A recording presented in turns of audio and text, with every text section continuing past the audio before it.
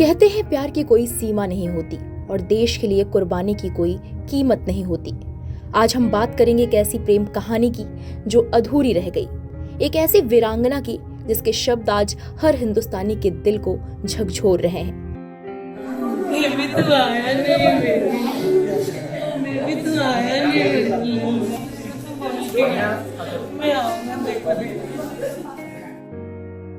रोती बिलखती इस लड़की का नाम है सानिया, शहीद लेफ्टिनेंट सिद्धार्थ यादव की मंगेतर। एक ऐसी मंगेतर जिसने अपने होने वाले पति को देश की सेवा के लिए विदा किया, ये सोचकर कि वो एक दिन लौट आएंगे, लेकिन नियति को कुछ और ही मंजूर था।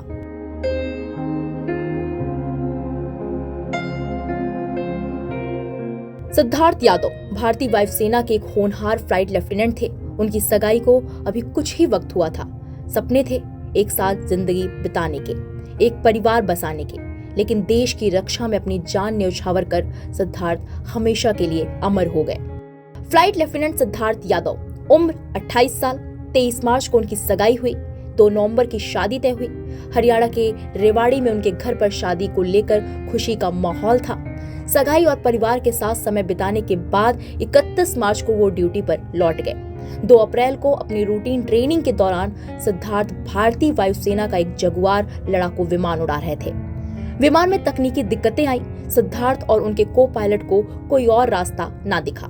उन्हें अंदाजा हो गया था कि अब विमान क्रैश होने वाला है। गुजरात के जामनगर से लगभग 12 किलोमीटर दूर सुवरदा गांव में रात के करीब 9:30 बजे ये विमान दुर्घटनाग्रस्त हो गया।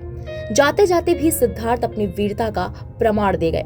जहां उनका विमान क्रैश हुआ वो घनी आबादी वाला क्षेत्र था। ऐसे में उन्होंने ये सुनिश्चित किया कि इस क्रैश से एयरफील्ड और स्थानीय लोगों को कोई नुकसान न पहुंचे और खुद मौत को गले लगा लिया।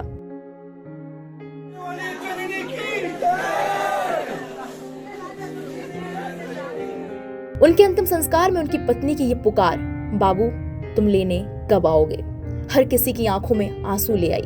ये सिर्फ सानिया का दर्द नहीं है, बल्कि हर उस परिवार की व्यथा है जो अपने प्रियजनों को देश के लिए खो देता है।